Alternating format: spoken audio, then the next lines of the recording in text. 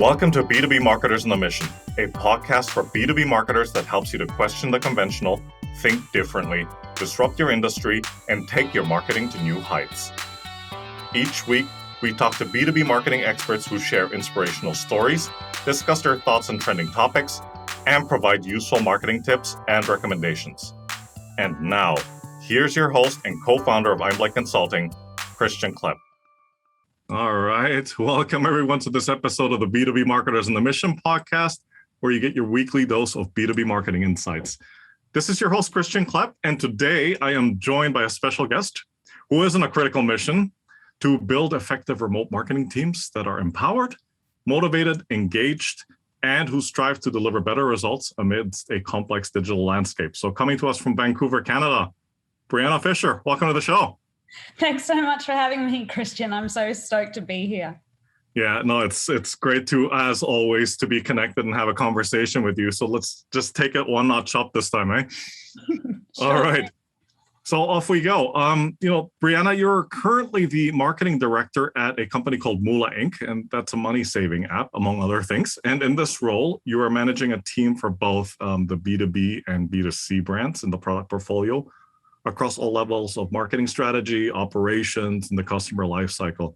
But for the sake of today's discussion and in the interest of time, let's zero in on a specific topic that you've been spending clearly a lot of time and energy on, and that's managing and building marketing teams that perform and deliver good results. Isn't that nice? So talk to us about the importance of building a strong and motivated team that is remote and mostly working online, and that is by no means a small feat.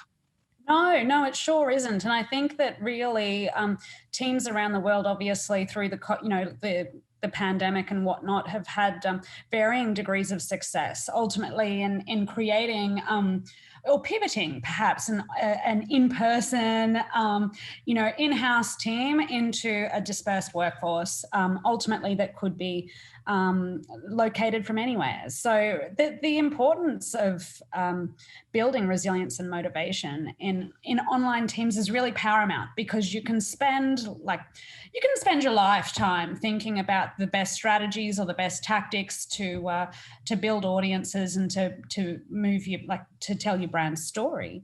But ultimately, you need people to make it happen. And you need those people to be on the same page, and you need them to be motivated to do a great job. And so that is why I'm most passionate about the management of marketing teams, more than necessarily the processes and the policies and the strategies for making things happen, because it's without people you can't get good things to happen. Yeah, no, absolutely. And, so here's an interesting thought for you, Brianna. As the world has probably in the past year or so, the majority of companies have shifted online, and, you keep hearing these buzzwords, digitization and remote teams and whatnot.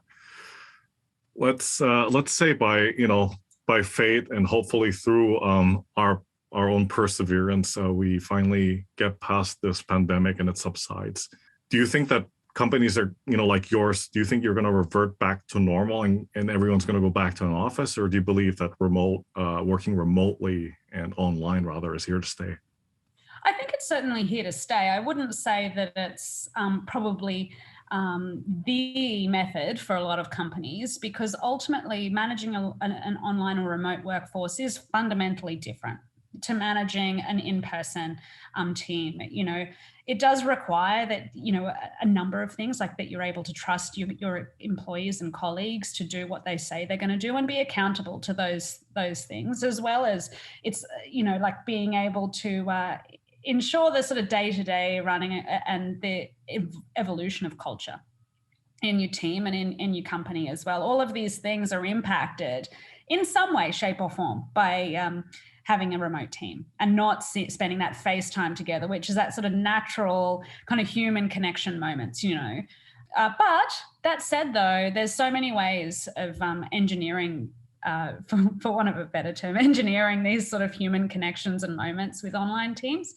But yeah, I think, for us, we won't probably be going back into the office on a full-time basis. Our working model will probably be some sort of hybrid approach, or depending on what works best and what, how we can maximize everybody's productivity, which is like the key ultimately, and why we're here. Yeah, no, absolutely. And you touched on something which is in the past couple of minutes, which is a great segue into the next question, because clearly managing remote teams and managing the team in person, there are differences to that, and working remotely and working online is also fraught with challenges. So talk to us about some of these challenges that you faced in managing a remote marketing team, and how you've overcome them. Yeah, it's a learning process, right? Like I've been managing remote teams for a long time before COVID. So I've been, lucky to, in some senses, already had some degree of understanding of what people do and what works best. But in terms of challenges, I think ultimately the biggest challenge is for myself, as it has been for everybody else, has been finding a work-life balance, has been one big challenge. And that's something that really gets impacted by remote work, is because now we're working from home, like provided you're working from home when you work out of the office. But that then, the impact of that is that people then have this blurring, right, between your personal life and your work life. And that in turn means your personal self, like who you are outside of work, and who you are at work. It all coalesces together, and that can be a really interesting challenge, not only for how it impacts your work, but also how it impacts yourself. And for me, like being a manager of teams, and someone who's really interested in their performance, you can't ignore that people are people, and that people live people lives, and they do what things people do. And like when you're working from home, say, like you have to use different tactics and practices and different ways of thinking and working and managing that accommodate and build empathy and understanding for people and meet them where they are. That was a great answer. And, clearly you've seen some of this before. It's no easy feat. It was going back to something I said earlier about keeping employees engaged and motivated, despite not being able to see each other in person, right? So there's that communication aspect of it, like you said, checking on each other regularly and whatnot. Yeah, absolutely. You have to engineer those moments too, because it's not only like this, I'm going to say the standard like team meetings and all of those sort of things where you see each other, and sometimes people might have their cameras on, or sometimes they might have them off, or you might have a policy where you require people in your workplace to have their cameras on while they're in meetings, or like all of these sort of things. And it certainly does, like it takes time, understanding, and commitment ultimately to accept and embrace and help people work through, so that they can bring their best selves to work, and ultimately, like not feel like there's a stress and burden in where it can be avoided. Absolutely, absolutely. And I think this is something that we discussed at the last roundtable about the Great Resignation. And that's something we're going to get back to in a minute. But before we do, let's focus on the topic of, well, let's just put it this way. You can't really talk about remote marketing teams without bringing up technology, right? They kind of go hand in hand. So, for the benefit of the audience, let's go and open up Brianna's toolbox, right? And can you talk to us about some of your go-to tech tools, for managing your team and for implementing and managing all these respective marketing activities that you're responsible for? Yeah, for sure. So in terms of my tech toolbox, because I am a fan of using not only technology, but also sort of analog, like the standards, sort of like pen and paper, and just getting in their Post-it notes and all of those sort of things. So, but ultimately, like Asana, like project management and keeping communication lines open, I have a team that is dispersed not only in location, but also in time zones. So not only within Canada, but also internationally. So that, like Asana, and making sure that we're managing projects and keeping on top of what's happening and where we're at with things, as well as who's doing what is important, not only for communication, but also to make meetings more efficient. Because I'm not a fan of information sharing meetings, so I like to be able to have my team just update me in Asana, go in, check it out, see where we're at, and then ask questions and explore problems and so on in our meetings, rather than just do the standard like, hey, give me an update type thing on where you're at with this. The other ones are, the standard, Microsoft Teams, those sort of, Zoom / anything in Google Meet, like everything and everything else. And then the last one, I've tried a whole heap of meeting efficiency tools, and one of them was Fellow, which I have really enjoyed. More so because it integrates with my calendar, so that your to-do list can kind of scooch on in there, keep everything up to date. But that's about that. Those are sort of my three kind of go-tos, which it's not very fun. It's not a very sexy toolbox. It's just like a mundane one. No, I mean, look, the objective of the exercise here is not to have an exhaustive laundry list of technology. Right. And, I've interviewed a couple of guests who are tech experts, and they all say the same thing. It's not about the technology really per se. I mean, that certainly helps, but it's also about the systems and processes you have in place. Right. Because otherwise, if you don't have that, you can, as they like to call it, you can add stuff to the pile and it's still not going to help you become better. In fact, it will add to the burden. Right. Absolutely. And there's a ton of people that do get caught in that trap, ultimately building out a tech stack, whether it's for marketing operations or whether it's for team management or anything else, you can end up having you're stacking laundry on top of each other in some senses, to use that sort of sort of go-to term. Like, we're just like creating a laundry chair type situation. And unless it's folded and neat and works well together, and, you can put it where it goes, then you're otherwise just going to have a mess. Yeah, absolutely. You touched on a few of these already in the past couple of minutes, but I'd like to, I'd say, jam on it a bit further, if you will. So it was an article, and there were many out there, but there's an article that was published by HubSpot, and it provides several recommendations for building a remote marketing team. So just, again, in the interest of time, let's just talk about 5 key points, right? And so the first one is creating an effective remote hiring and onboarding process. I think that one is probably paramount, right? Yeah. And to your point, scheduling and running effective. I think the key word in that sentence is effective. Virtual team meetings. So it's not like what the format that you mentioned before about like, okay, give me an update. That kind of reminds me of the old days in the agency where everybody comes with their brief and submits it to traffic and so forth, right? Yes. Yeah. 100%. Exactly. And the third one, which you also touched on, which is extremely important, not necessarily just from a professional perspective, but also from a more personal one, but checking in with your team members on a regular basis, right? Yeah. So don't wait until that monthly team meeting or that weekly team meeting. You check in on them when you can, right? Embracing and implementing digital productivity tools, but in this case, it's not like get as many tools in there as you can. Get the ones that work for you, and that will help alleviate some of the some of the workload, right? And the other point that you also mentioned, being mindful of time zones, remote employee boundaries, and to a certain extent, especially if you're dealing with team members in different geographies, there could be some cultural and linguistic differences as well. Yeah, right? Absolutely. Yeah. So thoughts on the above? Anything that you'd like to add?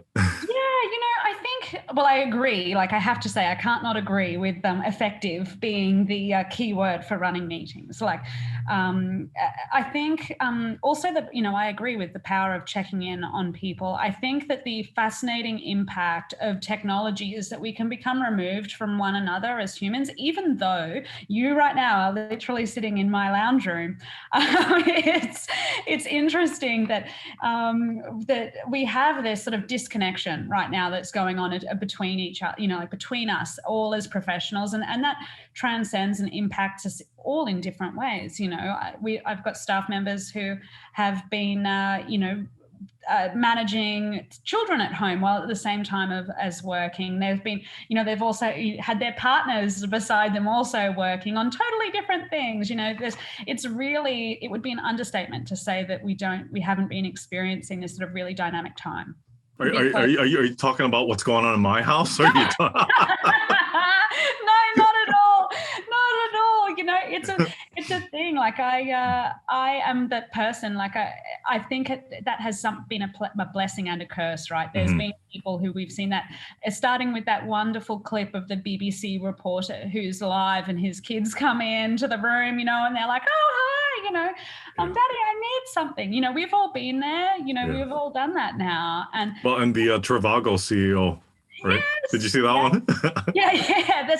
And it's just so in some ways it's such a marvelous thing. Like I think it's ultimately such a marvelous thing, especially as a working mum, to have that sort of that element of acceptance, I want to say, in a different way. Like I'm lucky that I work for an organization that is pretty open, like is open and welcoming of families, and I've never felt like I needed to feel weird or awkward or, apologize for my children, who often do come home in the middle of a meeting from school and, like all that sort of stuff. Like, so there's all of that sort of stuff, which is, I think, really, again, what I would add to that HubSpot article is being prepared to meet people where they are. It's not only a checking in thing, which is great, but I like to check in with my team members on like one-on-ones every week, not only to ask them how they're doing, but what was their highlight and their low light of the work week?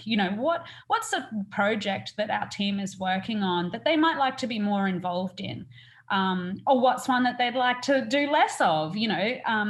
Are they finding their workday is making their heart sing, or is there something that we can do to optimize it for them? That's, I want to asterisk that to say that it's not about opting out of things that are uncomfortable or difficult. It's more about trying to make sure that we can build a system and a process and work together to support one another's superpowers at work, rather than be like, I guess, have this expectation that when just because you're not sitting in the office that you shouldn't be delivering or you should be performing in the same way that you would be when you're sitting there, surrounded by all your colleagues and doing the doing. Yeah, absolutely. And I think, some of the things that you've mentioned the past couple of minutes, I mean, they all obviously resonated with me, but I think it's about like leading with empathy, right?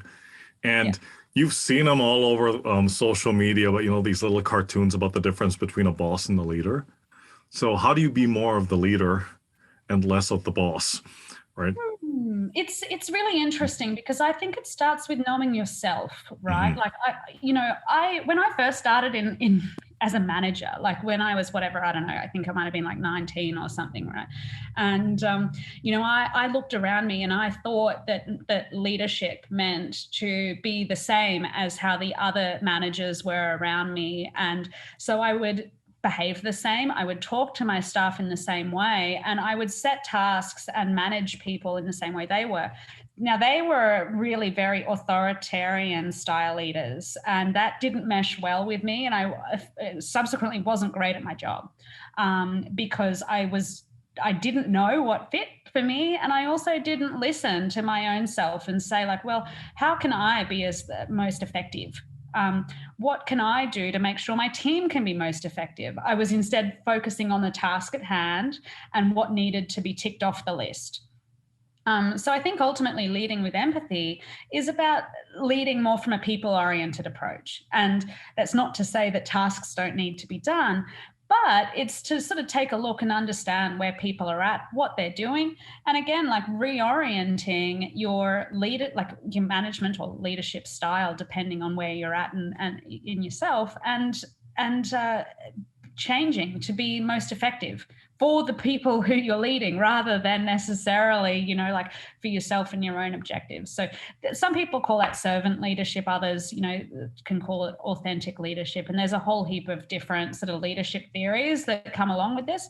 But ultimately, that's what I've grown to become, because that works best for me. And it works best for my teams. And I think it genuinely empowers people to perform at the best they can, and then enable me to then be able to coach them hopefully beyond that, and to, to make sure that they can do the best that they can for the organization and for our brand community. Yeah, no, absolutely. I think you did a great job of unpacking that so beautifully. That I feel inclined to throw another question out at you. Speaking of having the right mindset, and especially when it comes to leadership, and also it goes back to like, what's the culture of the organization like? Is there any company out there, you would look at them and say that that's a role model? That's somebody that's an organization that you are inspired by, and the way that they manage their teams and their people. And yeah, I think it's really interesting, because there's always this, a bit like people, like there's a brands that fundamentally operate in the same way. Like there's this external face that is projected out to the world, and it's often, very curated. And it takes a very brave brand to be really interested in a true co-creation approach, where they are like listening and responding to their audience and shaping who they are and what they do as a result of that. But then there's the internal side. So to your point there about, a company, I feel I'd want to say a company like Patagonia would be sort of my kind of pinnacle, for so many different reasons. But I'm You're definitely not the first one to say that. Yeah, so. I bet. And that's the thing. I'm like, I wish I could come up with one that's like obscure and somehow different. But no, I think that where there are market leaders who hold true to their values, and who express those values not only throughout their organization, but also externally to their brand community, that's a really brave thing, I think, in the world. Even though we all say in marketing, of course, and we all know that, you've got to speak to somebody, otherwise you're speaking to nobody. And, you've got to find your target audience. And I'm 100% a believer in that. But it does still take a brave brand to double down on that, and to say, I can really own that space and say, this is what we're going to do, and this is what we're going to stick to. And in Patagonia's case, they're 1% for the planet, and all of these wonderful programs that they have that reinforce their brand values. To me, that's superb. But that said, though, I've equally never heard of somebody within Patagonia go, oh my God, this is the worst organization I've ever worked with, or, bullying is rife, or anything like that, because I certainly haven't, So to that extent, they obviously do a great job of not only building a sustainable brand in the environmental sense, but a sustainable brand in the people sense too, which is just as important in my view, that they're, it's not only people, environment, but also culture that really creates a great organization. Yeah, no, that's absolutely right. That's absolutely right. You've alluded to it earlier in the conversation, but what is one of the biggest challenges from your perspective, that your area of expertise, so managing remote marketing teams, what's one of the biggest challenges you think people like yourself are facing today? Yeah, well, there's a lot. I think ultimately everyone has a lot of challenges. One.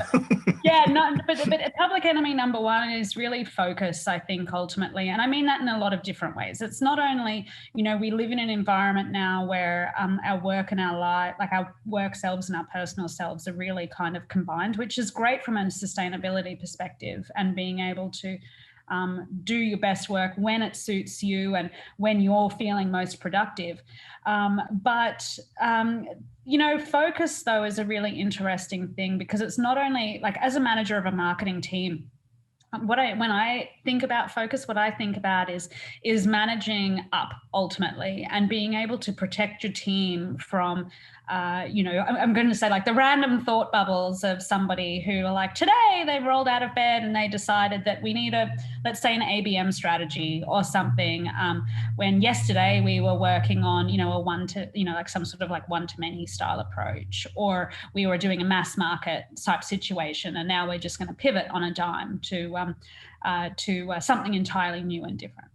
And so for me, that's what focus, the importance of focus really comes down to, is being able to say as many, or I guess many more no's than what you'd say yes to, which, that is a superpower in itself. I think my VP has a funny analogy that she uses, and she says that like marketing teams are like driving around a big pickup truck, and it's her job to throw as many things out as my job is to throw them in.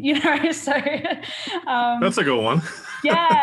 I think it's fantastic, and I often think about it. And certainly in managing a remote team, you only have this connection through a screen, as we've already spoken about, right? Yes. So we're all driving a pickup truck, but instead what we're kind of doing right now is dumping all the stuff at the pickup truck out in people's homes, right? In your employees' homes and in your own home, and like all of this stuff. And so that's where, like focus and building in your own systems and processes to manage your work and find your focus and find where you can be most effective, is what I think is really important. Find your inner strength. Yeah, 100%, right? There's so many people who love the idea of, say, going for a walk around the block before they start work, just as let's say a makeshift commute, just for the purpose of being able to, clear their mind and get into the workday sort of mindset. And so, it is very much a find your focus, find your fit. Fantastic. Okay. This is where I'm going to ask you to like get up on your soapbox a little bit. Not that you're going to have a problem with that, but like okay, so here we go. A commonly held belief or a status quo? Do you have one in your area of expertise? And if yes, talk about it and why you passionately disagree with it. Yeah, so a commonly held belief. I think, one of the things I think about most often is that, again, that difference between a manager and a leader. And that's something that I reflect on often. But there's a few things that I think that get broken down in that. So a commonly held belief is ultimately that a manager is great when they get tasks done, when they achieve things, whereas a leader is someone who's focused more on people. I think that that's fantastic, and I agree with that. But what I disagree with, though, is the idea that professionals don't need management.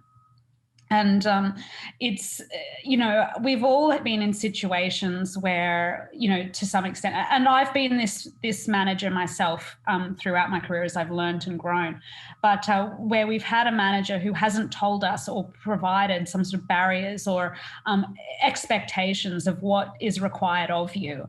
And, ultimately we all need that to grow. Like it's no different to we need, like the best creativity comes through constraints and working around that sort of stuff, as is innovation too.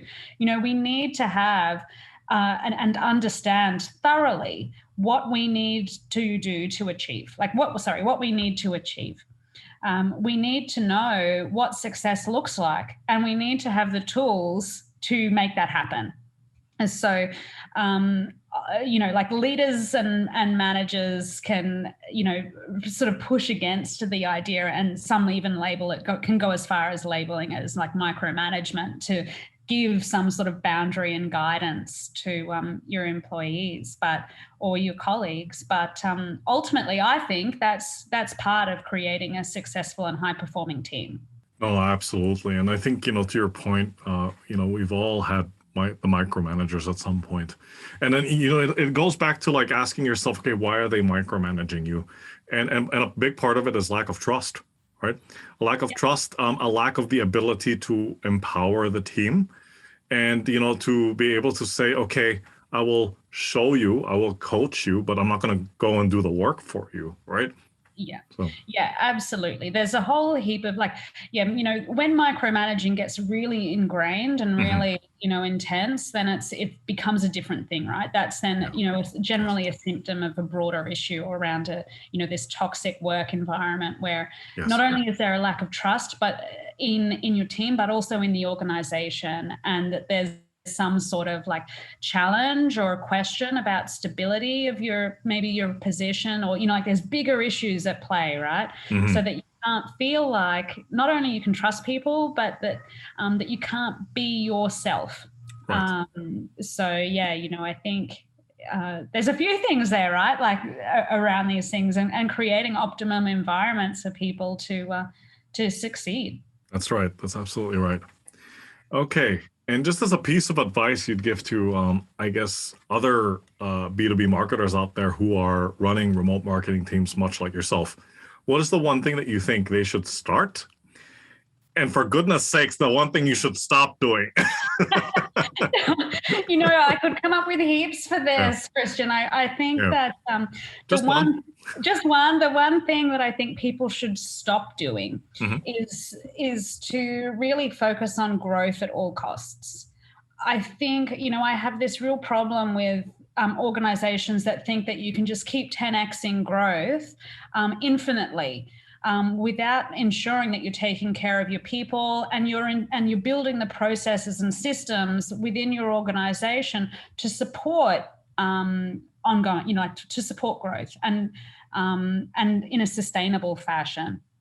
Um, and the one thing I get people to start doing, this is my own personal barrier to push, I don't know, but Oh, yeah, is just to have more meetings with purpose, like to think about the reason why you're bringing people together. And generally in the remote workday, there's a lot of reasons that you could bring people together, but that you've got to find that balance between flow time, or flow states, and enabling people to have focused time and all of that. And also the go time part where you're trying to, advance ideas or get planning done, and brainstorm and do that sort of thing that naturally is important to bring people together for. So yeah, meeting focus, meeting purpose, and is really great. And I just would add one little thing to that, is that if you do have meetings in person, it's awesome to try to start them like 5 minutes earlier, so that people can have those opportunities to socialize in the remote environment, because we all miss, I don't know about you, I miss the old like kind of water cooler chat, seeing how people are going, like what's happening with their families, how is their study going, like all of those sort of little things. And because if you're in a situation where you're going from Zoom meeting to Zoom meeting, you're going to miss out on all of that. And that's ultimately what I think it means to be a professional, but also to be a human, right? And that's what we all are in the end of the day. yeah, no, absolutely, absolutely. No, the one thing I miss is not the water cooler sessions, but I used to call them the prolonged coffee refilling rituals, right? So Yeah, it just took a little bit longer to refill the coffee mug this time, right? And it's because, like you're catching up with people, right? Having that's it. conversations. Right. That's it. And it's funny, because from those sort of things, and finding the willingness to take a break, which can be Yes. a big issue, like again, work-life balance is a real challenge, can be a real challenge for people in the remote work environment. So, and they can feel guilty and all of these things for like doing the things that you would Yeah. otherwise be doing if you were in an office, right? Like Right. you would go and you would take, let's say, 15, 20 minutes, maybe even half an hour to do your coffee run, not only to reset yourself, but also for a lot of people, like that's where their best ideas can just happen to materialize. They come to life. That's it. There's a reason why shower thoughts are a thing, So, you have to give yourself the space and the downtime too. And that is all still part of the workday, even when you're not sitting in, when you're not sitting in an office in the city or something. Yeah. No, that's absolutely right. That's absolutely right. Brianna, as expected, this was an incredible conversation. So thank you so much for coming on. And please do us the honor and tell us a little bit about yourself. And I'm going to be stating the obvious here, but that is not a Vancouver accent. Yeah, no, it sure isn't. I do stick out, like to use an Australian saying, I do stick out like a sore thumb here. I'm an Australian. I come from just south of the Gold Coast, a little tiny town called Burringbar, which is so hi to anyone from Burringbar, but who no doubt will be listening. That'll be my mum and dad. But I moved to Vancouver in March last year, so I'm one of those crazy people. Wow. I'm a person who takes clear-eyed risks, and so I moved to Vancouver in the start of the pandemic. It's been a wild ride, but I thoroughly enjoy the Canadian lifestyle, and certainly living in Vancouver, I don't think I've ever seen a place that has more natural beauty. So I'm very lucky to call it this here home now. Otherwise I'm a mum of 4 and a marketing director at a fintech company. So, things are pretty good here, but also pretty busy. So busy is good. Busy is good. And how do people out there, how can they connect with you? Yeah, for sure. Feel free to reach out to me on LinkedIn. I always love to connect with people. The marketing community has always brought me such blessings, and also I'm such a fan of having conversations with people. I love to hear what people are, like what you're doing, what your ideas are, and what you think the future is for our industry. Because there's nothing like a good conversation to sort of spark an idea or to put you on a new trajectory. And absolutely reach out. I'd love to hear from you. Fantastic. And I mean, that's what we're all about here at this show, right? We're trying to change the way people think about B2B marketing, one conversation at a time, right? That's it. Brianna, thank you so much for coming on. And, it was a really great session, and I hope the listeners get a lot of value out of it. And take care, be safe, and talk to you soon. Yeah, awesome. Thanks so much again, Christian. Thanks. All right, take care. Bye for now.